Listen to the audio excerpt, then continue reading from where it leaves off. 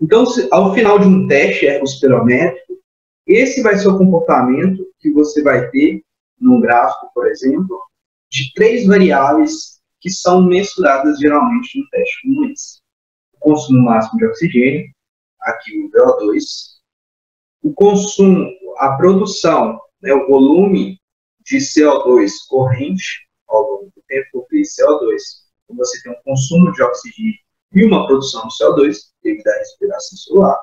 E se você tiver, geralmente isso é feito em conjunto esse teste, a mensuração da concentração de lactato ao longo do tempo.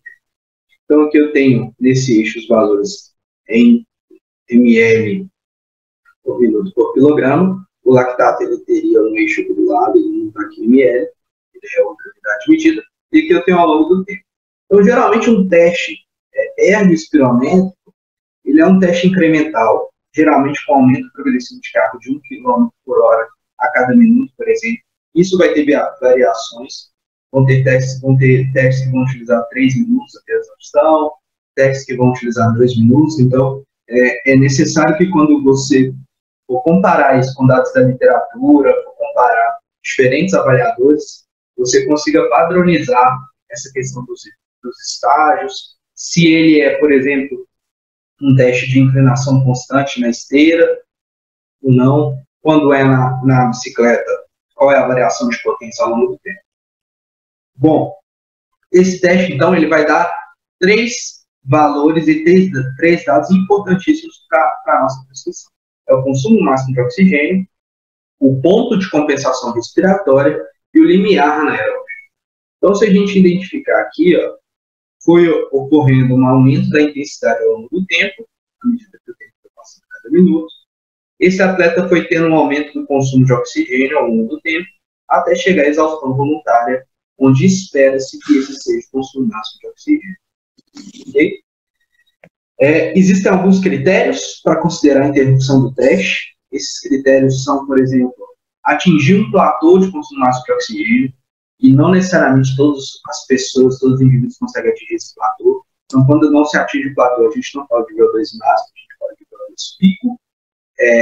Alguns outros critérios, como, por exemplo, a relação de trocas gasosas, que seria o R, a relação do CO2 com o O2 consumido, quando ela passa de 1, ou seja, quando essa curva muda de ponto, a utilização da prescrição subjetiva de esforço, frequência cardíaca máxima. Então, esses critérios são os critérios que nós utilizamos para considerar a interrupção do teste. Dentro do teste, dois outros pontos que são muito utilizados na prescrição é o ponto de compensação respiratória e o limiar anaeróbio. Vamos falar do ponto de compensação respiratória. Então, esse seria um exemplo de um ponto de compensação respiratória.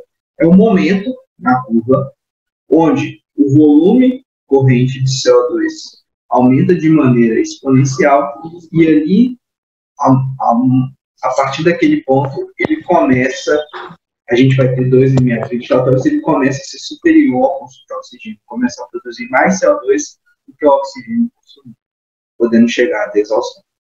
E a gente tem o limiar anaeróbio, que seria um ponto onde a produção de lactato ultrapassa a sua capacidade de remoção de lactato. Voltando na ideia do VO2. O VO2 ele é o produto do débito cardíaco entre a diferença arterial-venal de oxigênio.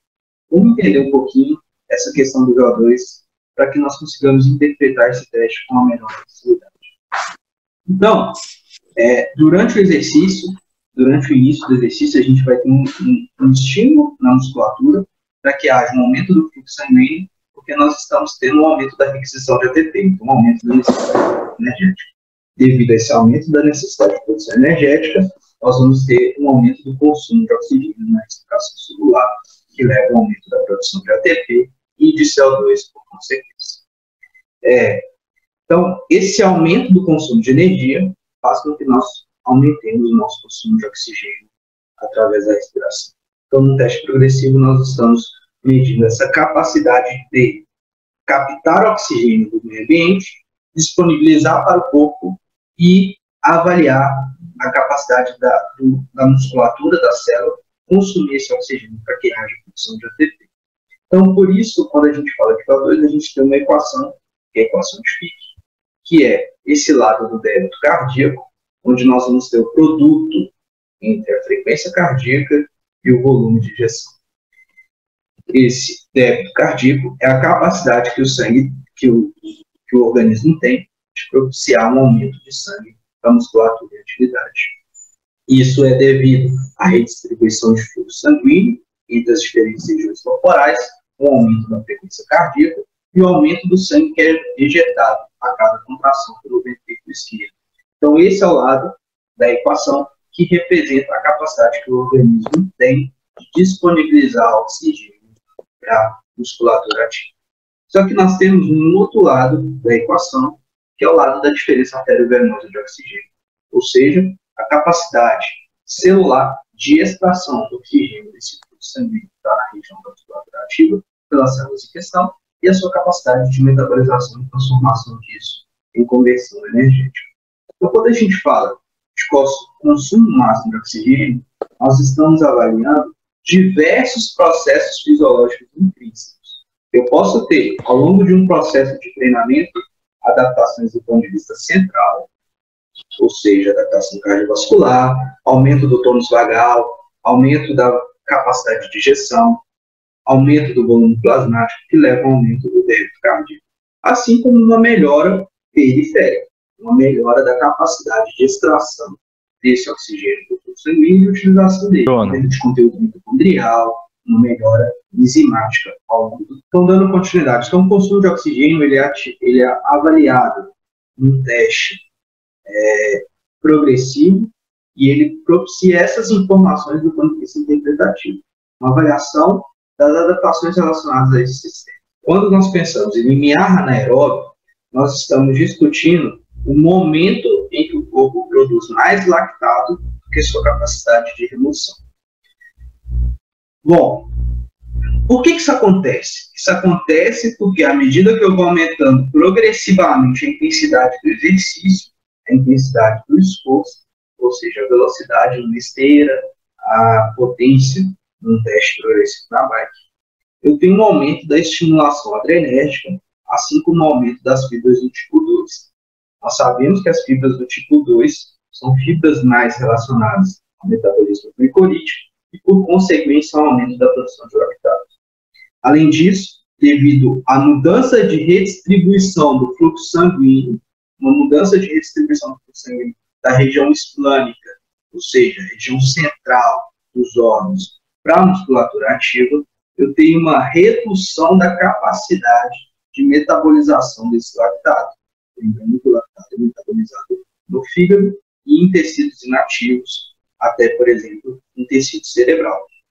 Então, ao longo do aumento da intensidade, eu vou ter um aumento da produção de lactato natural e uma redução da capacidade do organismo de remover esse lactato. Contudo, esse aumento ele não é linear de maneira a acompanhar o aumento do consumo máximo de oxigênio. Ele é exponencial. Existe um ponto em que o organismo não consegue mais remover a quantidade de lactato que é produzida com o aumento da estimulação das fibras do tipo 2 em maiores intensidades. Então, o limiar anaeróbio ele é uma informação que mostra para a gente qual é a máxima intensidade que um sujeito consegue executar um esforço prolongado, ou seja, um esforço onde existe o equilíbrio entre a produção e a capacidade de remoção de lactato. Um momento onde a gente vai ter uma não ativação excessiva das fibras do tipo 2, podendo levar a alguns mecanismos de redução do desempenho. Reforçar que o limiar anaeróbio ele não significa um ponto de troca de predominância do metabolismo. Acima desse limiar anaeróbio, nós ainda temos a predominância do ponto de vista aeróbio. Então, isso graficamente, como eu falei, o aumento da produção de lactato ele é exponencial. Então, esse ponto aqui, por exemplo, no minuto 4, seria um ponto onde o corpo passou a produzir mais lactato do que a sua capacidade de remoção, mas eu ainda tenho uma quantidade de tempo razoável de aumento ainda do consumo máximo de oxigênio, Ou seja, eu ainda tenho uma predominância aeróbica, nem chegando ainda na potência aeróbica máxima.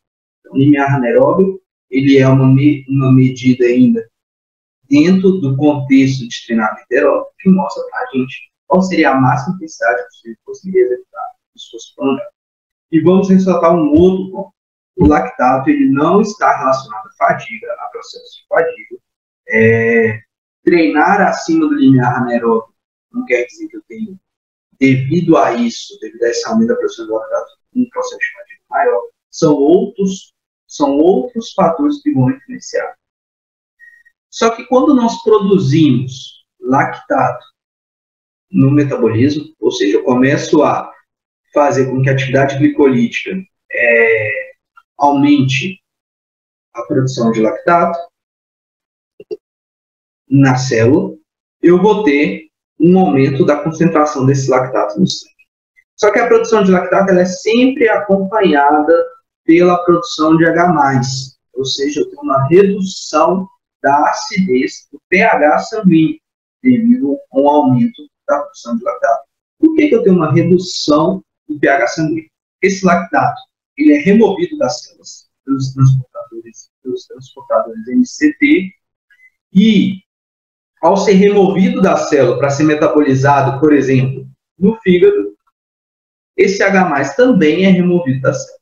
Então, eu tenho uma redução do pH sanguíneo. É devido a essa redução do pH sanguíneo, o meu corpo ele vai ter que fazer uma reação, que é uma reação de tamponamento, com o mínimo carbonato, para que equilibre o pH sanguíneo. Ao realizar essa reação de tamponamento no sangue, nós vamos ter a produção de CO2. Portanto, quando nós falamos de ponto de descompensação respiratória, onde o CO2 começa, a produção de CO2 aumenta de maneira exponencial, ultrapassando o consumo de oxigênio, ela seria um momento relacionado também ao aumento da produção de lactato e da produção de H+, e essa reação de tamponamento aumentando a produção de CO2, aumentando a excreção de CO2 pela respiração. Então, muitos autores têm utilizado, quando não possível, a realização do teste sanguíneo de lactato durante um teste espirométrico, utilizando os valores ventilatórios de produção de CO2 como uma aproximação do que seria o ponto do limiar anaeróbio.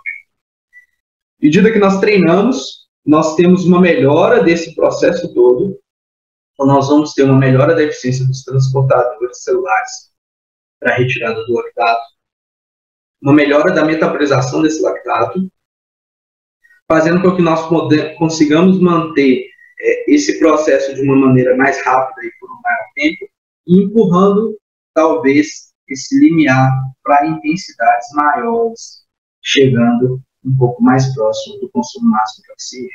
Então, isso é também um mecanismo adaptativo que nós podemos avaliar num teste ergospirométrico ao longo do tempo.